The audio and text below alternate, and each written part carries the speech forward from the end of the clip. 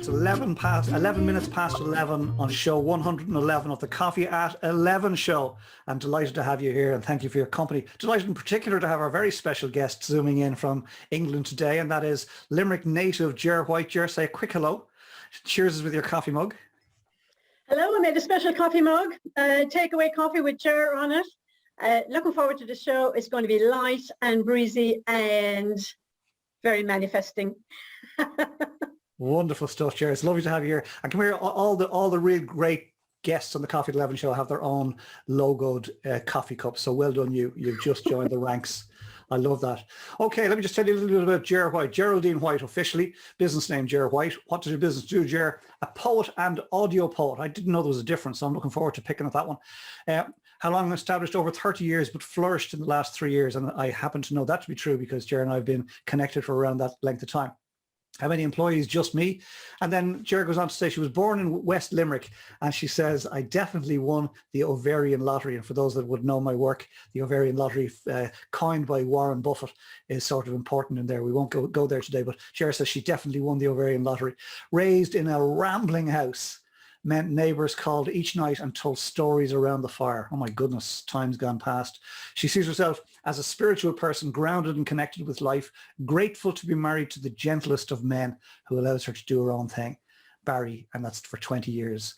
Her poems cover Irish nature, Christianity, beauty and loss. And as such, they align with Irish poets John O'Donoghue and Seamus O'Rourke, published in 8 anthologies, 8, my goodness, and audio poems featured monthly in East London radio. And she encourages, seek the beauty in your surroundings. And then she goes on, because the introduction I asked her for was 100 words. She actually finished that by saying, in brackets, 99 words. Go you, Ger. Something nobody knows about Ger: she milked a cow before going to school, and she hates weddings, but she says that that might be known to family. And then she goes on to say, this is something interesting, because there has been a tendency in the past for us not to get to this question, Ger, so I'm going to just announce it here. I asked what question might we consider later in the show, and she says to ask, when is your book coming out? But she answers that mid-September 2021. Wow, you joined the ranks. Wonderful stuff. And what's the name? Newspapers on the Floor. Looking forward to that. Ger White, it's a great pleasure. Thank you for joining us here in the cafe, and welcome to the Coffee at 11 show. And as I say to all of our guests, we can and we will Google you. There's no escaping, all right? However, the problem with Googling you now is we just get to meet Ger now, the presentation of Ger today. What we'd love you to do, if you don't mind, is take us back to County Limerick, to those early years, to little Ger White, please. Was it Ger White back in the day? Maybe it wasn't. There's so. That's a good question. You're a clever man. Good morning. I'm delighted to be on the show. As you know, I've watched so many, so it's really an honor. Thank you very, very much. I was born a long, long time ago. It's like a once upon a time story, and in a grove of trees on a hill in a place called Glosha in West Limerick, looking back onto the Kerry Hills. And there was a thatched cottage there with a lot of people. And there was a grandfather, and there was a mother and a father, and there was an aunt and her husband, and there was 3 first cousins, and there was 3 children in a small house. And I landed there as a baby. And it was, I am the luckiest, I'm the luckiest person in the world. I really consider I am so lucky. And my mother and my father loved each other a lot, and they were both, my mother wrote poems, and my dad wrote, actually hadn't written a poem at that point. And my grandfather was a storyteller, and this house was in the middle of the mountain. It hardly had a road to the main road, but they still had a rambling house even there, and the neighbours would call even there to listen to my grandfather tell stories. My grandfather was, it's fair to say, he was illiterate. It's not a secret. He couldn't hardly read or write, but he could remember every story his father had told him and then repeat them to his children. So then that was happy days for 6 months. And then 6 months after that, my dad moved over to a farm over in Glenbone, which is closer to Glen. And it was on a wet and rainy day on the 25th of April 1959, a very sad day. So he had bought a farm and he moved his wife and 4 children over. And so then we lived in Glenbone. And the day he moved, or the week after he moved, he wrote a poem called, I think it was The Home I Left Behind. So that was a kind of a first introduction to the idea of writing a poem as a way of getting over a loss, or as a way of integrating or processing a change. So that was happy days still in the new home, and my mom was a very happy woman. She sang every day. And then when I was 3.5, she kind of didn't sing no more. She sings in another world now. So yeah, still after all these years, it's a bit of a hiccup, but thank you. But it turned out for good, because then the 2 younger girls, so there's 5 girls in my family, and I'm number 4, and there's kind of a gap. So there's kind of a 3 and a 2. So then the 2 were sent back the road to the uncle, to the dad's brother. Bit of a tragedy at the time, but it turned out really good. This turned out to be another rambling house. So my uncle lived in the side of the road, as my aunt would say. If you're Irish, you think that's travel or something. Sure, we mightn't be far away from that. But so in his house, it's a beautiful house. Again, I was lucky, and so was my sister. It's a beautiful house of patterns. And if I was to sum up my life, I would sum it up with 2 words: patterns and luck. So that was a house very much of patterns. And it was a lovely house. I could know to this day what's going to happen in that house. It was a house, Monday morning was clothes washing, Friday afternoon was ironing, Saturday evening was washing the children in front of the fire. Wednesday morning was when my uncle went on his red Honda bike down to Glyn.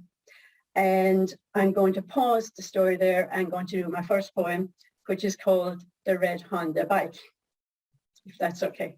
Ger, it's just beautiful. Couldn't ask for a more beautiful introduction to the Coffee 11 show.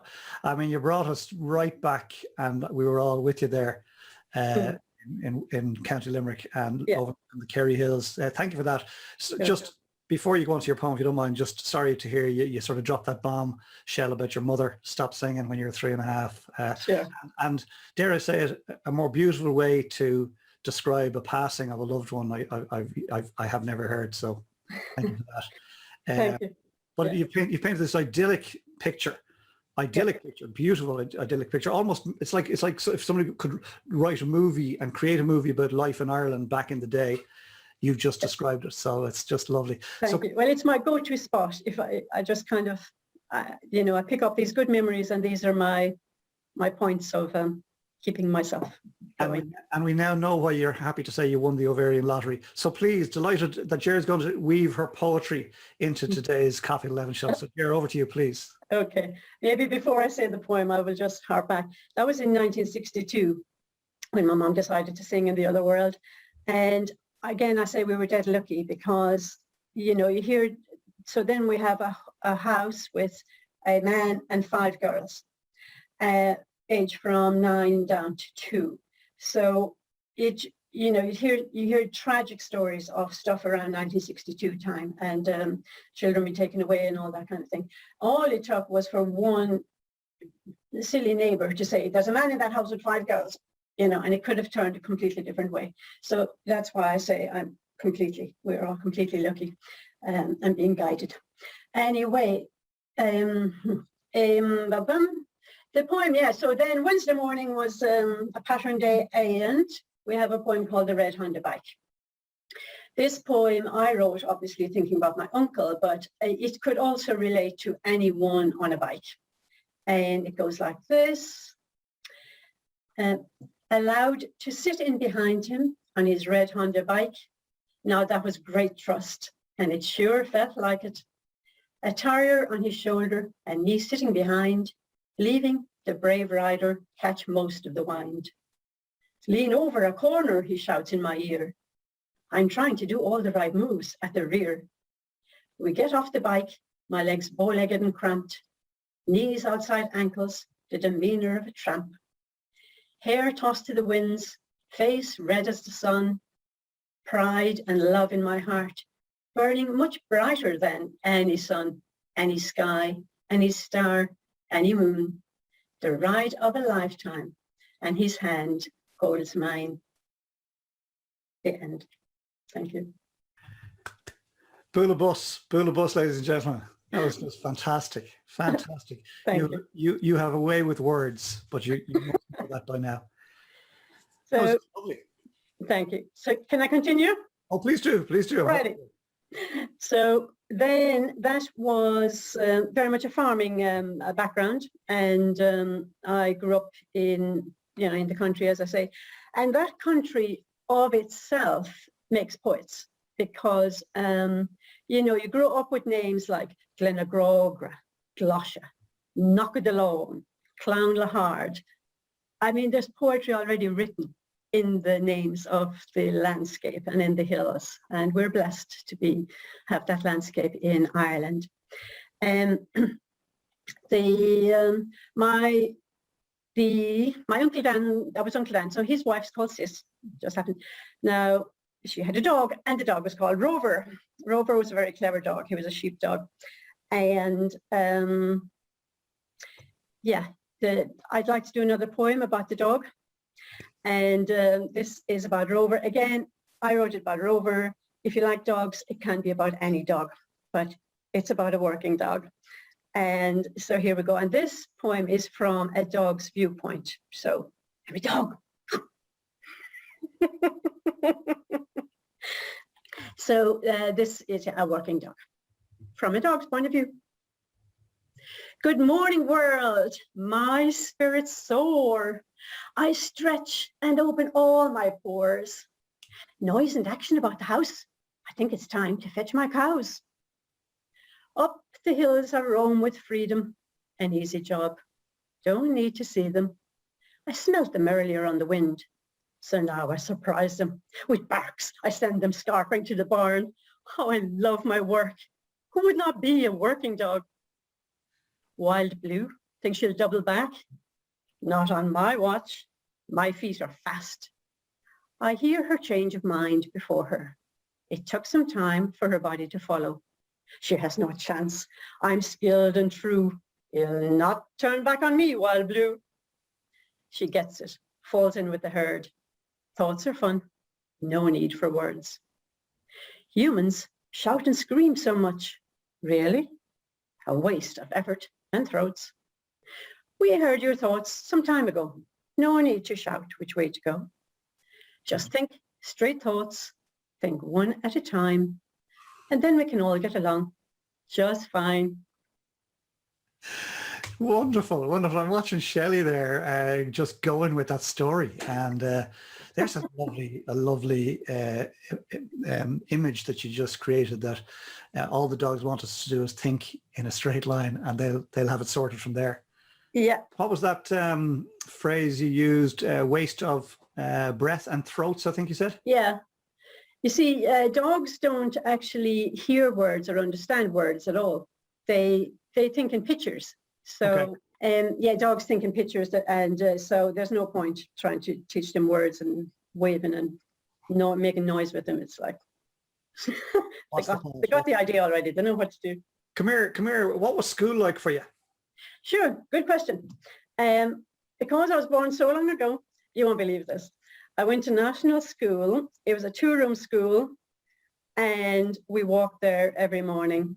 And we picked up the neighbours along the way. So by the time we got to school, there was 6 or 8 of us along the road holding hands, walking over the road to school. And it was a 2-room school. So I was 4 people in my class. There was 2 people in one of my sister's classes. I think 6 might be one of the larger classes.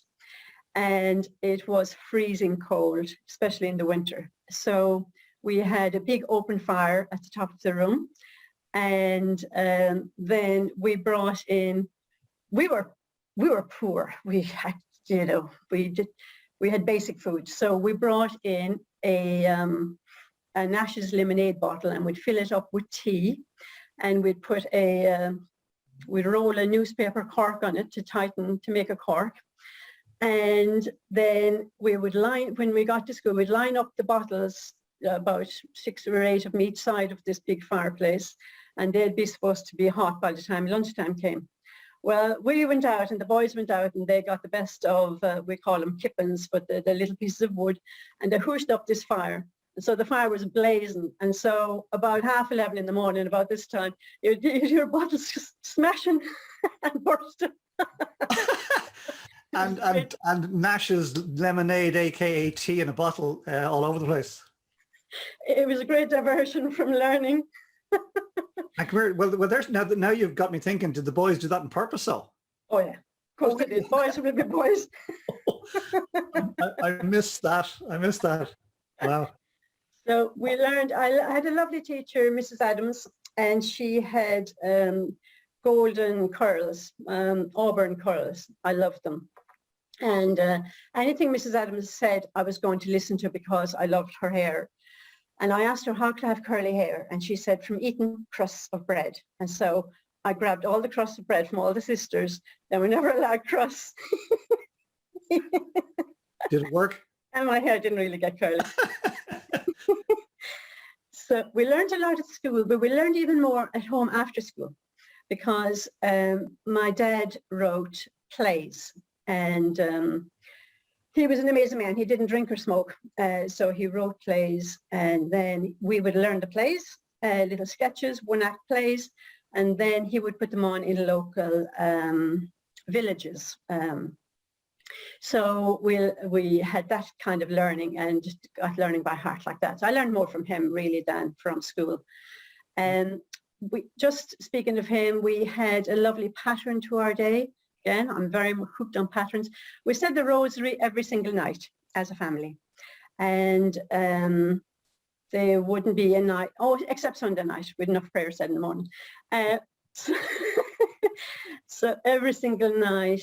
And, you know, I think that kept us together as well. That comes in later on for some reason as well, about that pattern. But, yeah, so. It's quite, I went back to my notes here, patterns and luck. They're the two words that you, that resonate with you. And yeah. In everything, it would appear that you see patterns. Love the fact that you remembered your teacher's name. I always find that fascinating, the Coffee 11 show, that people go back 14, 50 years, or in your case, 27, right? And they remember teachers, Mrs. Adams, and you loved her for her hair. Yeah, yeah. I learned most from her, yeah. I think my basic education was from her.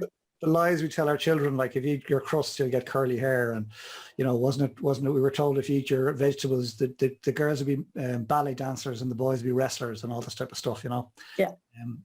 Fascinating stuff.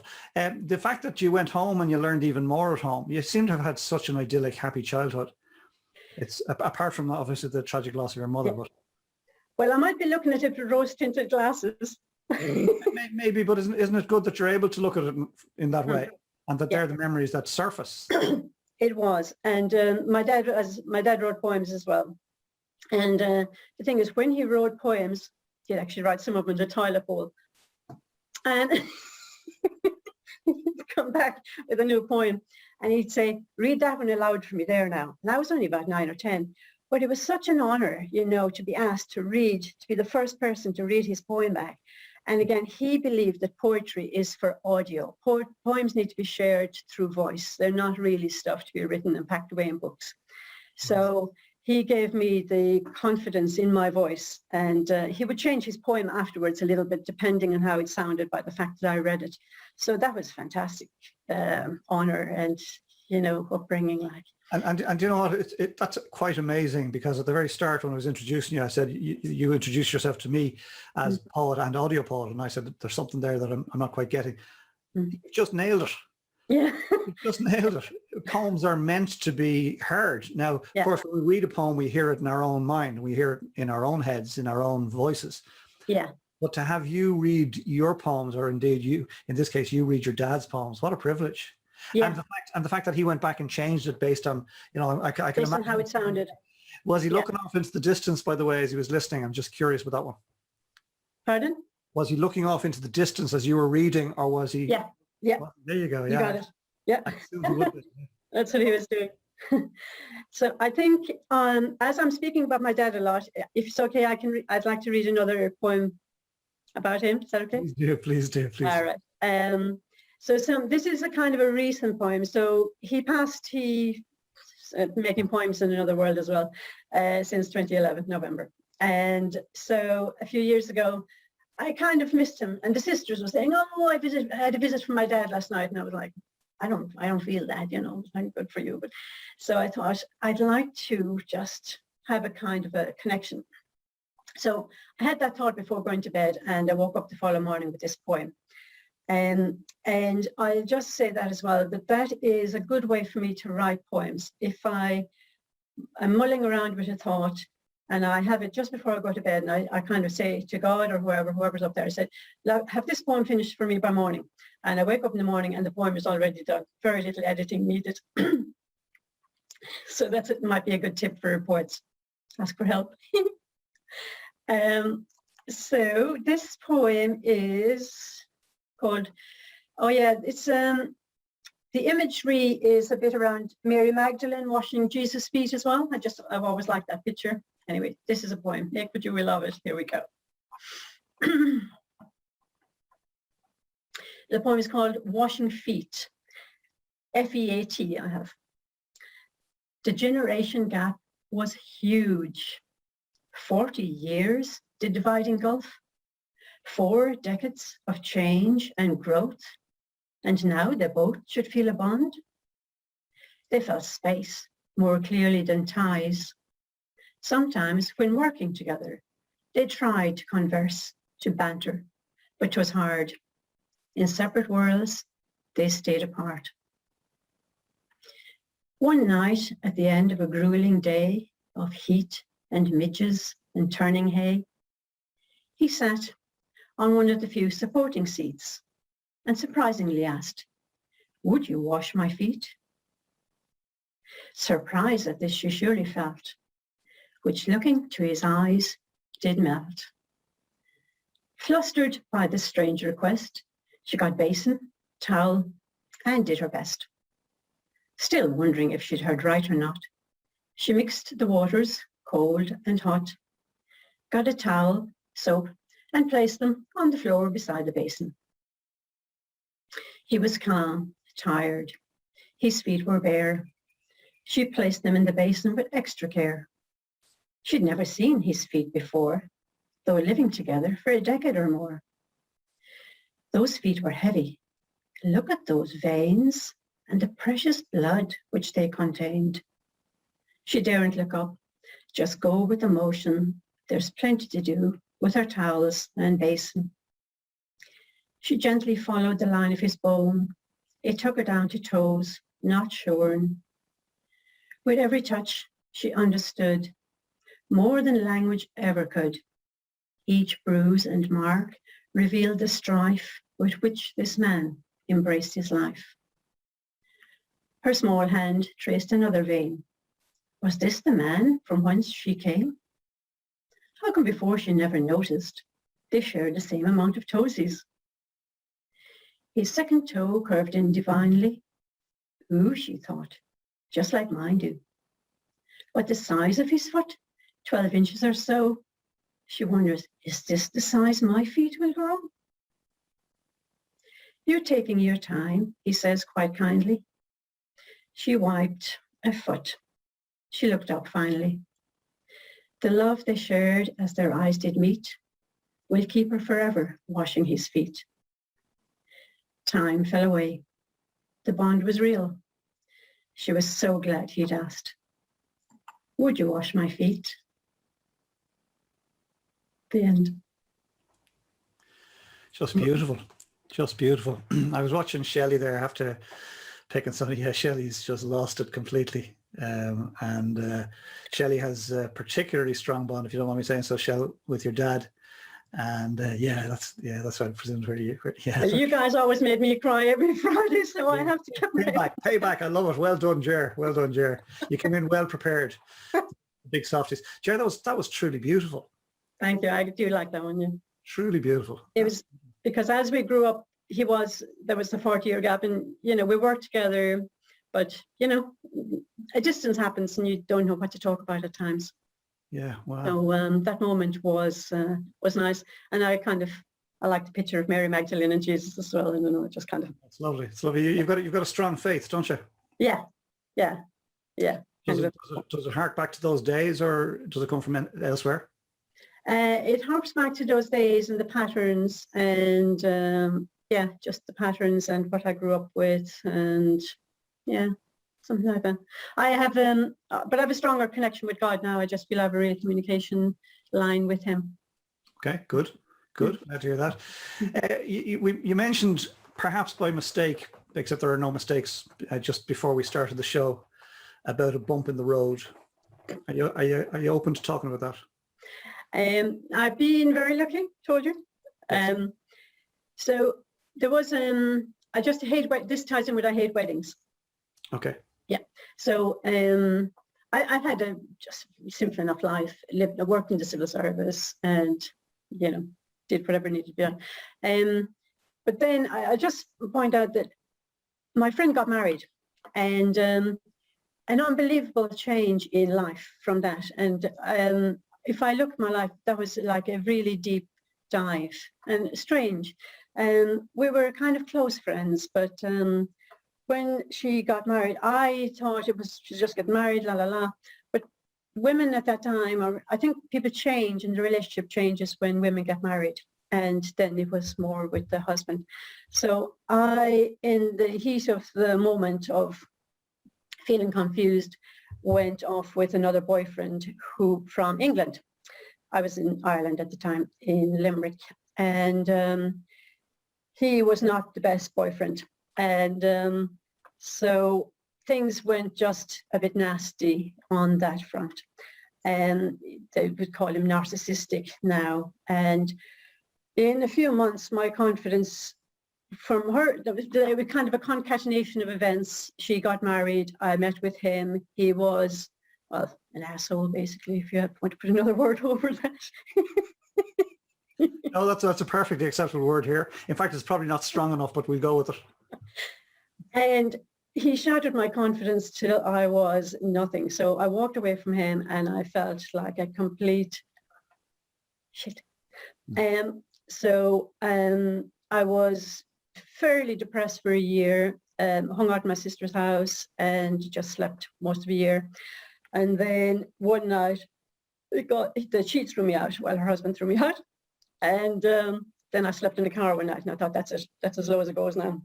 Wow. So I said, it's time to pull myself back up. So I just started looking at positive helping books. Louise Hay was good. And then I got advice from a counsellor and all that, and I pulled myself back up. And then, oh, you're going to like this next part, Tom. And then I found myself in Belvedere Road in Dublin 1. And I just deliberately decided, and I joined a creative writing class. And it was a fantastic move. So James Fitzgerald was on it, wherever he is, but he was amazing.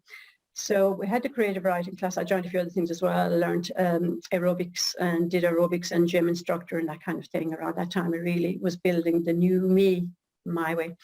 So the creative writing class was amazing, and it got me the confidence to share some of the stuff I had already written and find somebody actually liked it. So then I would write at weekends, and then I would be lonely. So on Sunday evenings, I would go down to Bewley's in Westmoreland Street and get a chat with some people in Bewley's. No better place. I mean, all you got to turn up is and just sit at a table and somebody will talk to you.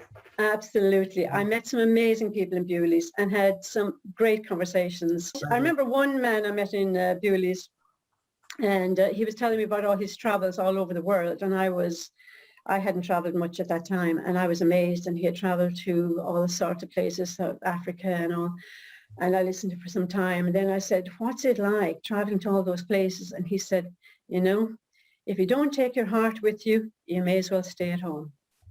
Wow. And that really resonated with me, and it's true, you can go wherever you like, but if you're not going there with your heart and soul, you may as well just stay in the corner. And come here, we'll go back to the bump in the road in a moment if you don't mind, but did you take your heart with you when you went to the UK? How long are you there? I'm there 9 years. Okay. Yeah. So relatively short time ago. Relatively short time. No, I have my heart with me all the time now. That was just kind of a change of life. Just Ireland is done. Let's check out England for a little while. I love it. Great, great. And it would appear it's embracing you, and you're embracing it. Yeah, yeah. We have we recently have a word lovers club going now in England. So it's not just poetry. It's like we meet every month in, well, we did before COVID. We meet every month in a pub upstairs, and you can just say a paragraph of something you like or something you enjoyed reading, or if it's poems you made up. And we've done that now for the last 2.5, 3 years. Wonderful. And there's 4 people from attending that have become poets. So my German friend Hannah, she never wrote a poem in her life, and I think she's on poem about 125 now.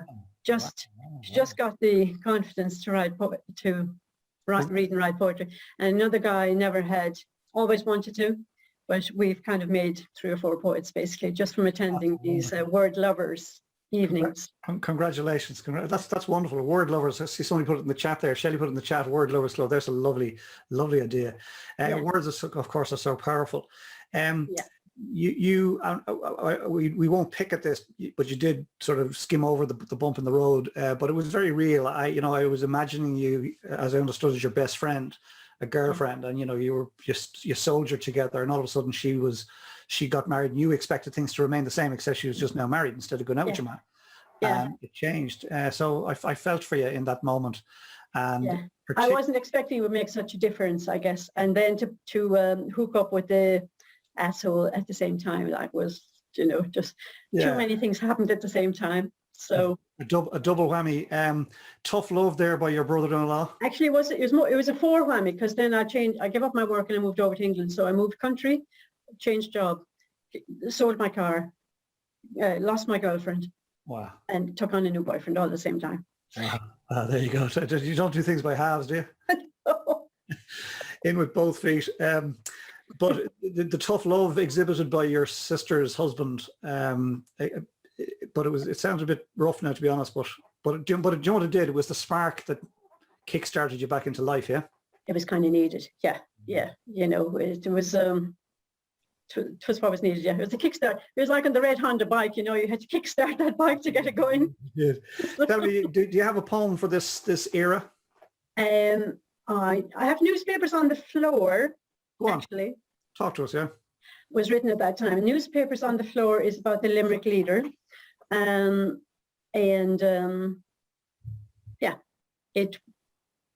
me see. We can see what it's about. So it's what I missed, I guess, when I moved away. So this story is about the idea of washing the concrete floor, and the best way to dry a concrete floor is to put newspapers on it and leave it there for an hour or so, and you'll have a nice dry floor. So this was with the Limerick leader in mind, and it's the newspapers on the floor. The weekend activities have begun. The pot boils on the hob, as water and polish are required for all the little jobs. And now the concrete floor is scrubbed, and to keep it clean this way, we place upon it newspapers we've read from yesterday. But as we place them underneath our feet, we stop and gaze. Should we haven't read these news items now seen before our face? For when these papers are spread about, they seem to contain much lore. Yes, news is more entertaining from the newspapers on the floor. We stand on John B's profile and mash him to the ground. We read of local races with foxes, dogs and hounds. We see again the week's events we thought we'd read before, but they're juicier than ever from the newspapers on the floor. We dance upon the local team who've beaten us last week. We walk upon their captain now, leave mud upon his cheek. We read again of Hans' great men and laugh now at the score. They don't look half so brave and strong from the newspapers on the floor. From Ryan's rural roundabout, friends' faces can be seen, laughing at our clumsiness in keeping our houses clean. The names of dear ones past and gone are now prayed for o'er and o'er, as their memories come fresh to mind from the newspapers on the floor. As children too, what games we played as we skipped and chased or danced upon a face we knew sitting helplessly in place, or jumped across that yawning depth which beneath the pages glowered. What fun we had, 'twas good be dead, on the newspapers on the floor. A wedding dress, once brave and white without a mark or stain, now finds herself a sorry sight as she mops up mud and rain, but she'll never be put to better use. She now rests inside the door, drying water from strong working boots in the newspapers on the floor. We read of Joe Hogan, a local man, building houses by the score. We see notes from faraway places, Ballysteen and Cappamore. Local carnivals are running now, marquees and dances galore. Sure, we'd live our lives in ignorance without the newspapers on the floor. And if news you're wanting after this, call to a neighbour's house for tea. As you chat about the day's events, go down upon one knee. For she's just after washing too, and as your tea she pours, she finds you're looking not at her, but her newspapers on the floor. And late at night, when all the work's done and our bones are weary and tired, we bundle up those newspapers and toss them to the fire. And how relaxed and warm we feel as the flames glow red and soar along with all our Thanksgivings and the newspapers on the floor. The end. Ah, just gorgeous. Just gorgeous. Tim Kelly leading the Bula bus there. It's funny, I wrote that in it's about the Limerick paper, but I've read that in England and even an American friend of mine, and they can totally relate to it. I've no doubt it's so real, and you know what, the way you described it, you're absolutely right, because we've all, I think, experienced it. I'd like to think we all have, because it's a wonderful thing to do. But I was thinking, we've all seen stories on the newspaper on the floor that we didn't actually see when we had the newspaper in our hands because we were flicking through it. Yes. I laughed out loud when you were talking about stomping on the team that beat us last week. And they didn't look half as brave and strong. Oh, great stuff. Great stuff. We find our own ways of getting our own back. Yeah, there you go. There you go. Come here. So you moved to the UK. You said there a little while back, you know, job in the civil service. Are you still gainfully employed over there? I've worked in many places. I gave up the civil service and I worked in Chinese restaurants and Indian restaurants and law firms, accountancy firms.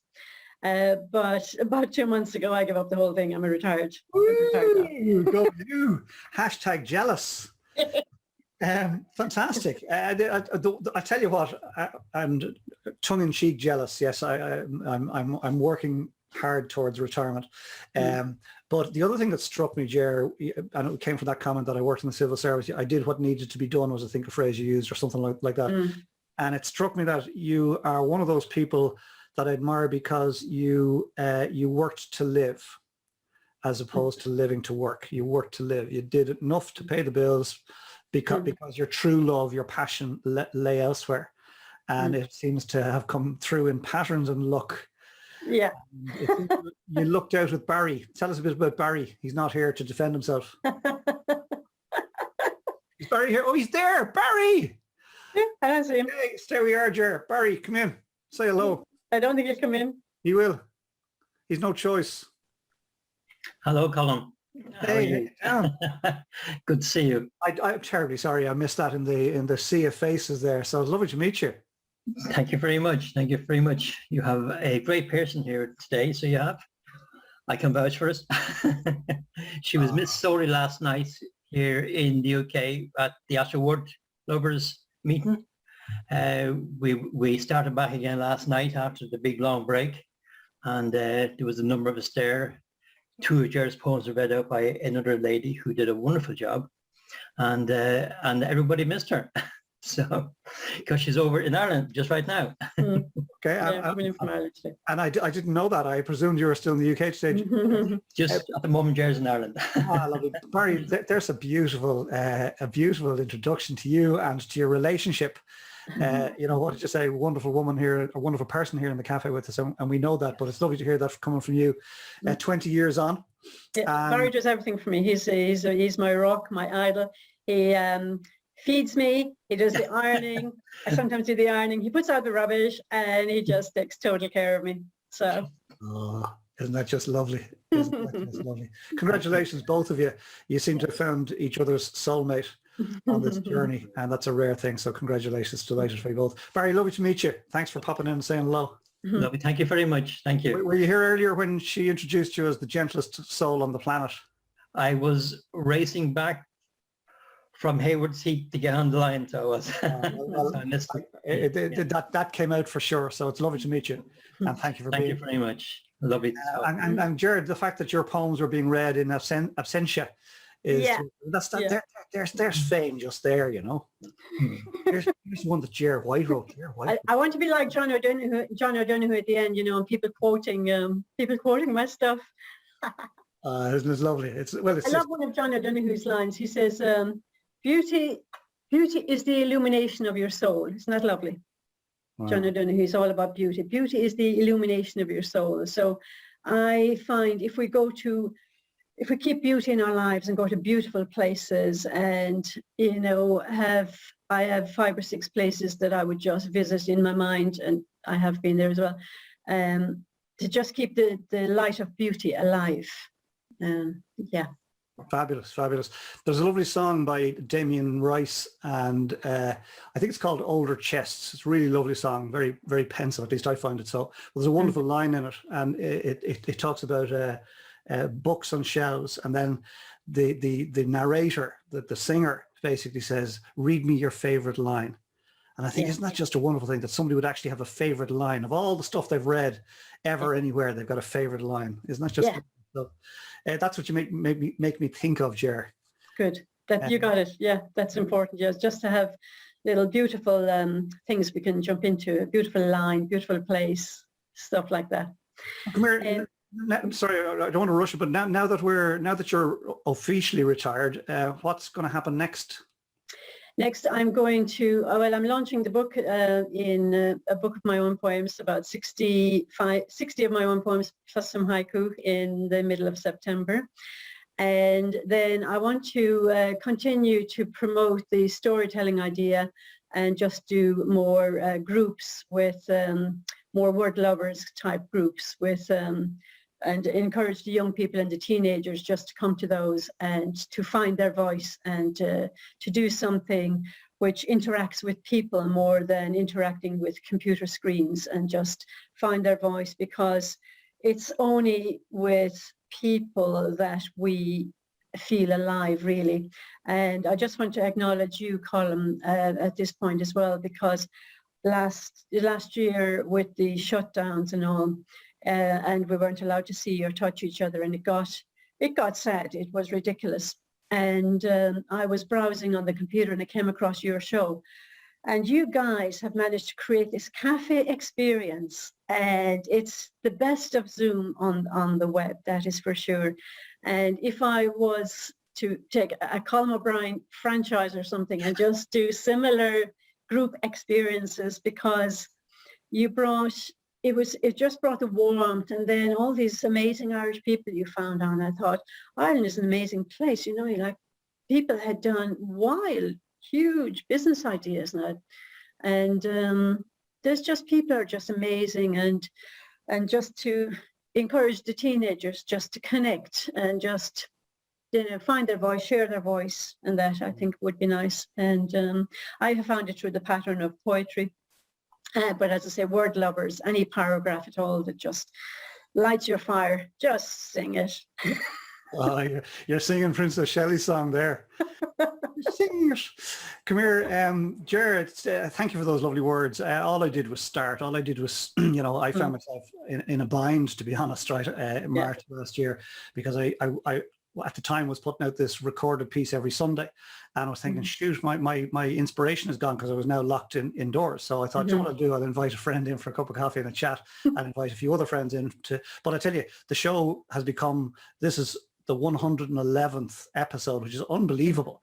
Yeah. Simply because we started. But here's the only reason it got this.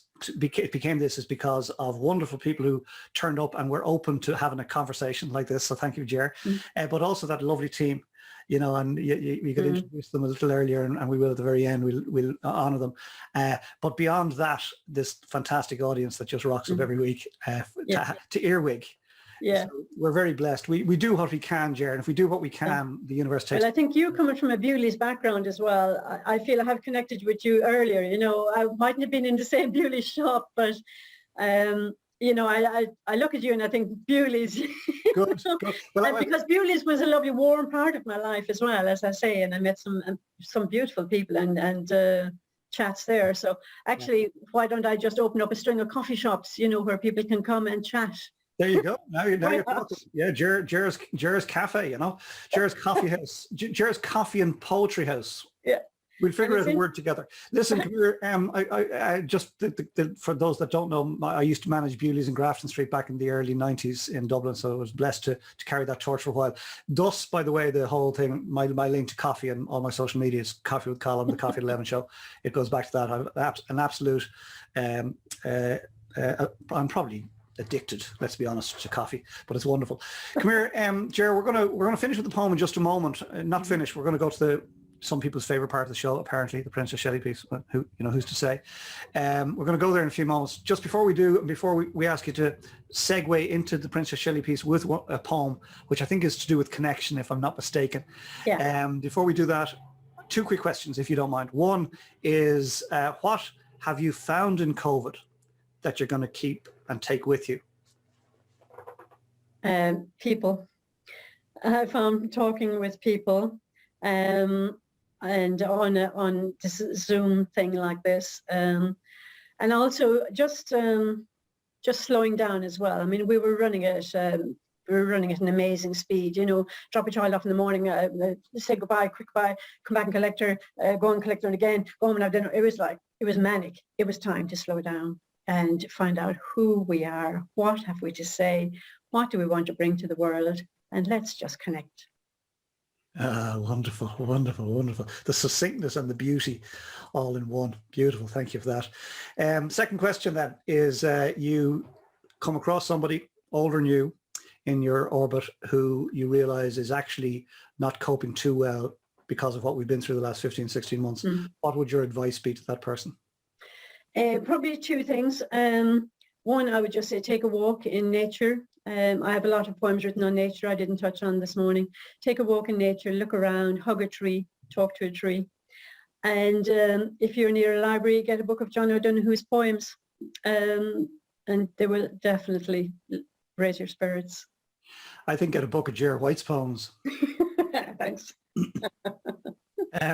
Come here, you know what, it's funny that you say that, hug a tree, because I have to be honest here, right? I'm going to show myself up as the cad that I am. Had you said that to me 2 or 3 years ago, I said, all right, Ger, yeah, great. Thanks for that. But not anymore, not anymore. I've blessed to have been able to slow down, and it's wonderful. Ger, might I invite you to read a poem? You mentioned at the start that you have a poem about connection, if I picked you up correctly. Yeah. That would be lovely. And then we go to the Princess Shelley piece and come back to you. Okay. This is about, again, what I was saying about just having favorite places that you can just know around the world, and they help you feel connected. So here we go. Connections. There are various places on this earth where hearts and souls and minds connect. In several spots around this globe, we can string a line to folks we've known. One such is Lourdes near the Pyrenees, where races of all kinds go on their knees, where crutches are left and people walk tall, where prayers go straight up, no bending at all. Another I've known is outside of LA, up near the mountains of Sierra Nevada. An Indian burial ground marks out this place, which is saturated in love and joy and grace. And then there is Tara, unique Celtic land, with its green rolling hills that Stone Age folk had planned. That church in the corner, hugged close to the soil, will soothe a lost soul who would pause there a while. As life passes onwards, I notice some more. And recently by the sea, on this subject, I scored. Found that connection beneath twinkling stars, a meeting of universes, just where we were. Surreal was that moment, embracing two worlds. Those gone before us smiled where we stood. The stars in the heaven paused just a while. Life here and life yonder were two lips of one smile. Thank you. Absolutely beautiful. Thank you, Marion Shanley there with the Bula Bus. And Love Hearts lighting up the cafe here. It's just gorgeous. Thanks so. Yeah, that was truly beautiful. And thank you so much for being here this morning. And Barry, thank you for joining us here. And of course, all your friends who've joined us from all over. It's lovely to have you here. Welcome to the cafe. I'm going to pass to Princess Shelley to find out what's going on in the cafe while you and I were having the chat here. Thanks, Shell. Thank you, Colm, and indeed, thank you so much, Ger. You know, you've taught me something today as I'm heading for level 44, and I didn't know I was a fan of poetry, because anytime I've read it, I always felt like I didn't do it justice. I didn't read it in the vein that the author would have meant, and it didn't land right. But to have experienced the pleasure and the honour of hearing you deliver your poems today, each and every single one of them have made me swell up.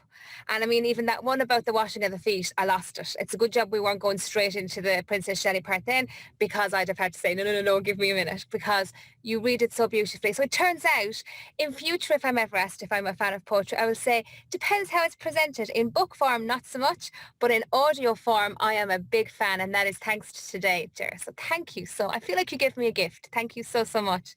Really, really great. You've transformational, Ger. Oh my God. Thank you. Thank you, Princess Shelley. That is wonderful. Thank you. No, thank you. It's all yours. We kicked off the comments in the cafe this morning. It was lovely. It was a bit like, it reminded me of New Year, actually. Do you know when we do the countdown for New Year? Here we are, you know, season 4, but it's episode 111, 11 of this series 4, Coffee at 11 show, and 11:11. So, you know, we had everybody, Marion and James, and everybody was popping in, you know, 11:08, 11:09, 11:10, and we got to 11:11 and kicked off the show, which is just beautiful synchronicity. Love that. Eamon kicked us off with a lovely passage there. I think it was from spillwords.com, and I won't read all of it because it's quite a long passage, but I was scanning through it there, and Peg Prendeville, poet of the Purple Pencil, she Can I interrupt you? That's actually about Ger. That's not mine. Yes, I know it is. Yeah. No, that's it. It's about Ger. But Peg said, poems by Ger have the ability to lift the soul and bring it to a place of peace and calm. So that lovely comment there. Thank you for popping that in, Eamon. It's celebrating the wonderful work that you've done, Ger. So do take a lovely look at that. Eamon is gifted at finding all these great content that celebrates you and the work that you've done. So as I come towards the end of that particular comment just struck out to me, that you've the ability to lift the soul, and that was Peg that popped that into that article that Eamon has shared there. Eamon also shared that Red Honda bike, that first poem you shared with us today. I'm so glad we got to experience so many of them, Ger, you know, such a broad range, really, really, really beautiful. Sarah Ward, who is one of our most regulars here, she helps Colm each morning pull up the shutters of the cafe, and she particularly loved that Red Honda one. Towards the end of the poem, you said your hand slipped in his. I just felt warmth. It's like I'd just taken a drink of a really warm beverage. It was just lovely. So thank you so much for that. Marion popped in. Marion Shanley, it's lovely to have you here. Marion popped in a love heart for that as well.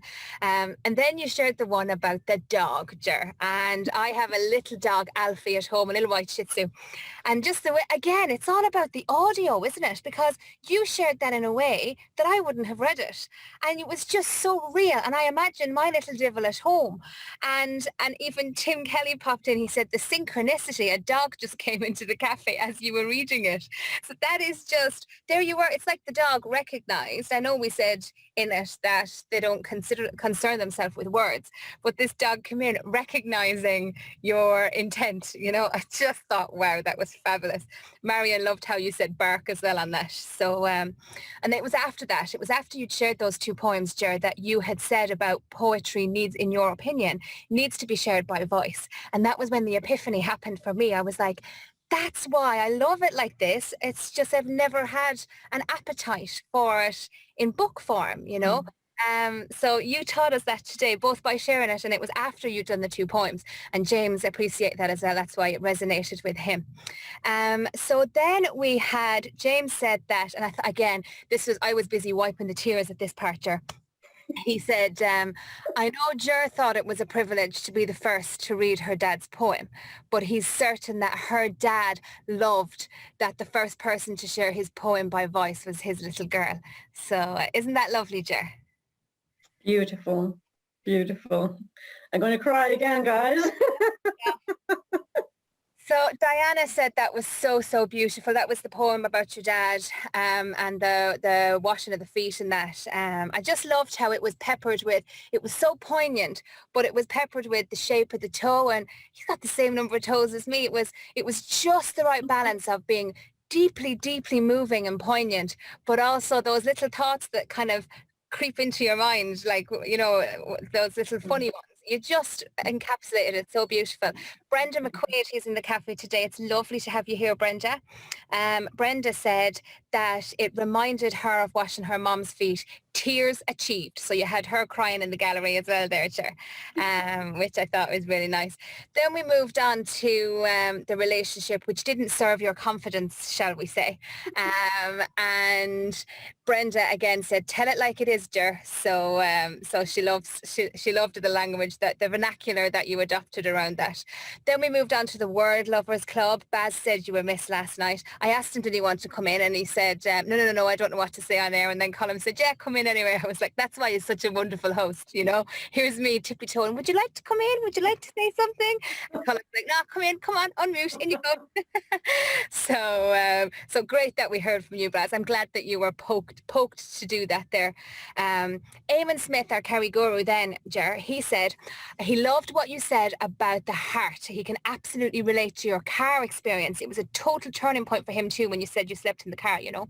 He said the longest journey you'll ever take is the 18 inches from your head to your heart. That's an Andrew Bennett quote. I love that, Eamon. I'm going to take that away with me today. I hadn't heard that one before. So I really, really love that. Really great. Joanne said she loved that quote as well. Joanne Callahan, she's in the cafe. Previous guest, her show went out just a couple of weeks ago. Great. Love when previous guests return as well. It's great to have you here, Joanne. So then Brenda said, thanks everyone. She's loved hearing all the poems today. And James said as well, James, one of our favourite granddads in the Kerry Kingdom, he said that Baz is making all the other men look bad, all this great ironing and feeding and everything. So they need to up the game a small bit.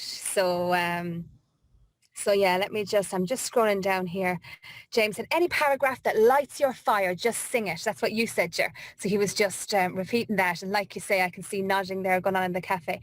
Eamon has done a wonderful job. Once again, he always does. All these brilliant links where we can find your work. So we've got here, we've got the lulu.com and Clarendon House Books, your anthology and Spill, all this great content that we can access to learn even more about the wonderful Ger White that's joining us in the cafe today. James liked the idea of your cafe and poetry house, home to the Word Lovers Club. Sounds like a winner to me. So I'd agree. I'd hunt that place out, James, as well. Really, really hunt that. That sounds fantastic. Joanne then said that she loves what you said about beauty illuminating the heart. It's the key to dissolving the busyness, opening up our creativity and connection to nature. Beautiful. Isn't that lovely, Ger? Beautiful. So then, just to finish up, Donal said, and I was hoping, because when I started off the comments, I was like, oh, Donal hasn't, I love sharing Donal's comments as well. He's always got something so wise to say. No pressure, Donal. I'm waiting for your comments to come in. He said he relates so much that you'd milked cows before starting school, kippings, midges and hay. I landed there as a baby. That sentence stood out to me as well, Donal. I landed, it was almost the imagery of the stork. That's where it dropped you, you know. I landed there as a baby, sing in another word. world, which is what you'd said about your mom, and paper corks. So yeah, really beautiful. I love that you did that, Donal, because you're telling us the little bits that stood out to you, and I share it with you. It's just so rich to be here and to listen in like this. Marion has a question for you. I'll invite you to unmute, Marion. You're going to ask Ger a question direct. Ger, this is Marion. Okay. Hi, Marion. Hi, Ger. First, I want to say I absolutely love what you do, and I love your life energy. And I think, first thing, have you got all these poems on audio file or in an audio book? No, not all. I have some on audio, and on East London Radio each month I am a part of his kind of team, and I do audio on that, but I will be doing more audio. Great. Well, if you need a hand, that's what I do. I'd love to help you pull an audiobook together so you can connect with me. Wonderful. And, I think it would be a blessing and a gift to the world. Definitely. I'll get with you on that. That's fantastic. Thank you. The magic of the Coffee at 11 show. Thank you, Marion. Marion popped that question and I said, would she like to come in? Of course, Marion is the hostess with the mostest on a wonderful Power Dreams show on Dublin Radio. So I think we're looking forward to popping up there soon on location for the Coffee at 11 show. Very excited to do that. Thanks for popping in with your question, Marion. It's always lovely to hear somebody else ask a question to our guest direct. So thank you very much for that. And it is that time now. Thank you so much for all your comments, your questions, your engagement in the cafe. It's what makes it the place that we are today. A beautiful place to be just after 11 o'clock on a Friday. So thank you so much for that. And it's back over to our host. Colm, it's back to you. Thanks, Shell. Ger and guests, of course, guests of Ger. Can you see why that is many people's favourite part of the show? Yeah. Can I just say one thing? Only one thing. Just with Eamon. Thank you, Eamon, for your work. Just with the 11, 11, 11. I quickly glanced at the 11 thing last night. I think it's also about coming into your own self as well. And I feel I'm just kind of being born again. Yeah. Not born again, Chris. I just feel I'm actually just starting off again on this. Yeah, so it's a perfect numbers lineup. Well, do you know what? It's funny that this conversation is happening at all because young Ms. Shanley and myself had a conversation last night about just, the universe thrown us all together, this lovely disparate group of people and to see what can be created. And she had this throwaway comment, I hope you don't mind me sharing this, Marion, in our conversation yesterday. She said, I've set a goal to have that done in 11 days. And I said, okay, I can't ignore that. But I thought, you can't, if you told me a week or 2 weeks, fine, I'd have skimmed past it. But you can't tell me you've set a goal to do something in 11 days. So I questioned her on it, and she explained the reason why. Turns out 11 is a number that's her favorite number and all the rest of it. And so I couldn't, I think it was last night, I sent you a message late last night, Marion, to say, I've just realised tomorrow's show 111, the Coffee at 11 show, and I made a decision there and then that we wouldn't start today's show until 11:11. So, and so all of that has happened. Marion's here, you're here, Ger. You want to get an audio book put together, and Marion is saying, here I am, I'm the door to your audiobook. So it's just wonderful. Happy days. I'm going to invite people to unmute and say hello. I see Diana in the room. Diana, pop in and tell us who you are. What's your connection? Hi, everyone. It was a really lovely morning. Can you hear me well, actually? Perfectly.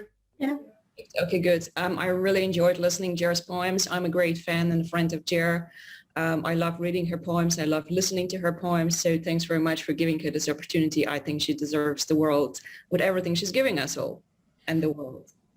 Isn't that lovely? And now we'll go back to Barry, if you don't mind, since we managed. You see, here's the great thing, Barry, right? Shelley obviously tiptoed around and asked you, would you mind being introduced or popping in? And you obviously declined. But I didn't know anything about that because when we're in the show, I do my best to stay with the guests. Yeah. So I do apologize for throwing you under the bus, but you handled it very well. Thank you. Thank you. So apart from that little bump in the road, did you enjoy the experience? Was it nice? It was lovely to see Ger saying from her viewpoint and even giving me some details about her earlier life I'd never even really knew about. That was interesting now. We should talk more, Barry. We should talk more, yeah. Donal, our sage in residence. Yeah, I want to say, Ger, an extraordinary relatability so much of that related and resonated. When you use the word rambling house at the beginning, you know, I was swept back to, not necessarily to a rambling house itself, but to that world that we both clearly know so well. I knew John O'Donoghue. I knew him quite well, and I'd be a fan of Seamus O'Rourke as well, that you mentioned. Your poem, the Home I Left Behind, has more echoes of songs from other centuries of loss and sentimentality and immigration. You mentioned that the place names and the countryside evoked poetry in people, and I agree with that. But one, in addition to being in the right place, so to speak, one needs a sensibility as well. So one needs the sensibility and the ears to hear. At least that would be my take on it. You painted a picture with a man and a number of children between 9 and 2. The best poetry paints pictures. And you mentioned the dogs don't hear or they don't listen, and that they see and they operate in pictures, but as you know, they have extraordinary hearing. But that's a story for another day. You used a few words that I haven't heard in decades, like Glasha. Sorry, you didn't use the word Glasha. You did use the word Glasha, but I think it might be townland. Where I grew up, Glasha was a small river or a stream. And it's only in that part of the world that it's used. And Alice Taylor, whom you might have heard of, she wrote a book, To School Through the Fields. And she captured that world of rural life and farming life, maybe 20 years before our time, or thereabouts. And I'm sure the word busker means something to you, does it? Mm-hmm. Yes. Broken up turf, although literally it means rubbish in Oscailga. Mm-hmm. And what else? You reminded me of Patrick Kavanagh in the sense that you often pointed to seeing the universal in the local. And your newspapers on the floor. I knew exactly where you were going as soon as you mentioned newspapers on the floor, scrubbing the floor, washing and putting down the newspapers to keep it clean in our case, but to dry it as well. And let me see. Yes, your metaphor of stamping on various people on the ground. I remember my sister one time, she got a Valentine card from some guy and he broke off the relationship sometime later. And she literally put the Valentine card on the floor and stamped on it. And I thought that it was a great metaphor, and it painted a picture. And somewhere along the way you mentioned about hugging trees. I hug trees regularly for many reasons. But I found it extraordinarily difficult today to look at what other people were writing. In fact, I didn't at all. I couldn't. And I found it extremely difficult to write anything in the chat. I was so gripped and engrossed and fascinated. The relatability was practically 100%. So thank you, Ger. Wow. Oh, Donald, thank you so much. I'm floating. I'm just floating. Thank you, Donald. That was just amazing. Thank you. The understanding and the sharing is just fantastic. For anyone that hasn't heard of, well, obviously everyone has heard of Seamus Heaney, but he wrote a piece when all the others were away at Mass. And you're telling us about washing the feet, Ger, reminded me of that. Mm. He had his mother all to himself, while she cut potatoes to sow on the land. Mm. Isn't it great? A I world, love Seamus Heaney as well. Beautiful poet. a world gone by.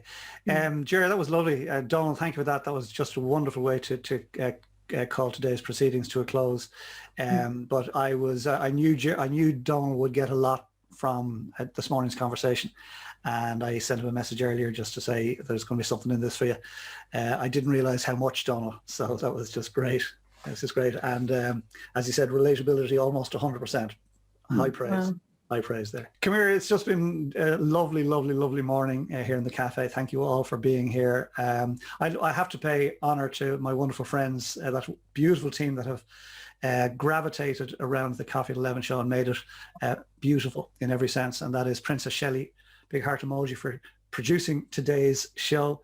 Eamon Smith, hashtag Kerry Guru, for keeping us safe and sound and grounding us at the top of the show.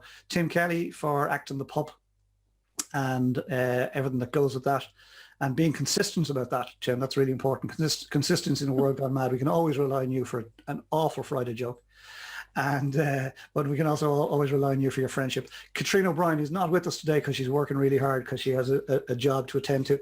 But Katrina takes this and turns it into something beautiful for onward dissemination to a global audience approaching 20 million people, which is just unbelievable.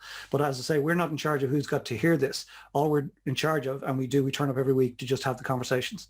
We record them, put them out there, let God do what it is he or it, the universe, wants to do with it.